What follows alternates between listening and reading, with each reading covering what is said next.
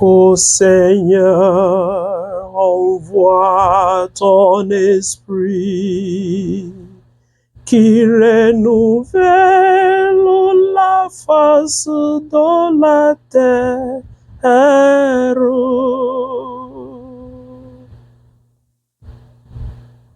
Bien-aimés dans le Seigneur, aujourd'hui, c'est le dimanche de la Pentecôte. Et à chaque Pentecôte, je n'oublie pas cette exégèse qu'un enfant de 11 ans m'avait donnée. Il me dit, Père, quand je pense à la Pentecôte, je me rappelle l'expérience d'Élie et d'Élisée. Avant son départ, Élie avait donné son pouvoir, il avait passé son pouvoir à son serviteur fidèle Élisée. Jésus lui-même avait dit à ses disciples qu'il enverrait l'Esprit Saint. Il leur a dit, si je ne pars pas, l'Esprit Saint ne viendrait pas. Après cette exégèse, je vous rassure que j'ai été étonné que cela vienne d'un enfant de 11 ans. Et je me suis dit, comme Pierre, vraiment, l'Esprit Saint n'a pas de frontières. Bien-aimés dans le Seigneur, à cette exégèse d'un enfant, on peut tout simplement ajouter une ou deux choses. Par exemple, clarifier que l'Esprit Saint n'est pas juste la puissance de Jésus qu'on peut transférer par un chiffon, par une voile quelconque, mais l'Esprit Saint est une personne, comme Jésus était une personne. Et Jésus l'a envoyé à sa communauté et non pas à un individu. C'est vrai que nous le recevons individuellement, mais il a été envoyé, il est venu assister la communauté. L'Esprit Saint est une personne libre. Bien-aimés dans le Seigneur, nous voici au bout de 90 jours, c'est-à-dire 40 jours de carême et 50 jours de Pâques, durant lesquels nous avons été supposés cultiver certaines vertus et aussi retrancher certains vices dans notre vie. De sorte que la Pentecôte aujourd'hui devienne une sorte de collation de grade spirituel. Et cela par l'effusion du Saint-Esprit qui vient avec ces 7 dons et plus de 12 fruits. Et demandons à cet Esprit Saint de renouveler en nous le feu de ces dons, le feu de ces fruits dans notre vie. De manière particulière, je voudrais que nous méditions davantage aujourd'hui sur l'unité avec cet Esprit Saint. Dans la première lecture d'aujourd'hui, nous avons lu que les apôtres étaient ensemble dans une chambre et l'Esprit Saint était descendu sur chacun d'eux de manière uniforme, sous forme d'une langue de feu.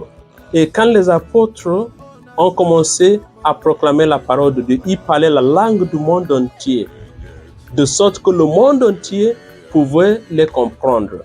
Ainsi, par l'effusion du Saint-Esprit, Dieu a rassemblé les peuples de toutes les nations, de toutes les races et aussi de toutes les langues en un seul peuple. Dans la deuxième lecture également, Saint Paul nous dit que nous pouvons avoir plusieurs dons, des dons divers, mais le plus important c'est que ces dons viennent du même esprit. Ce qui veut dire que, quel que soit le cas, nos substances spirituelles montrent que nous avons la même source. Nous sommes les enfants d'un même Père, un même Seigneur. Et c'est ce que Jésus exprime aussi quand il nous dit la paix soit avec vous. C'est quoi la paix? C'est quoi l'unité?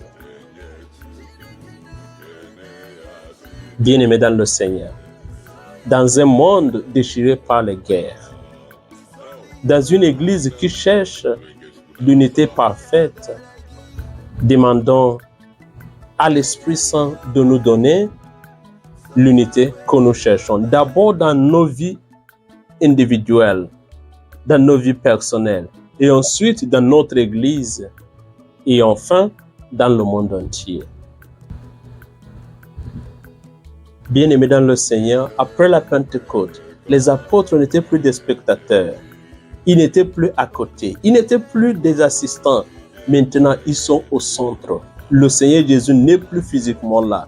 Ils sont devenus la bouche de Jésus. Ils ont continué avec la mission de Jésus. C'est ce qui est attendu de chacun de nous. Après la période de formation, maintenant, nous sommes envoyés à aller annoncer l'évangile de Jésus-Christ, d'aller attirer les âmes vers Jésus-Christ, d'aller maintenant faire les disciples de toutes les nations. C'est ce qui est attendu de nous. Fini le temps de retraite. Fini le temps de formation. Mettons en pratique les vertus que nous avons cultivées pendant ces 90 jours et que le Seigneur nous aide par les dons et les fruits de l'Esprit Saint. Et au fond de nous, invitons l'Esprit Saint en priant. Viens, Esprit Saint, remplis le cœur de tes fidèles et embrasse-les du feu de ton amour. Viens, Esprit Saint, remplis mon cœur et embrasse-moi du feu de ton amour. Et au cours de ces célébrations eucharistiques, demandons au Père, par Jésus-Christ, qui nous envoie son Esprit Saint, qui renouvelle la face de la terre. Que le Seigneur bénisse sa parole dans notre cœur.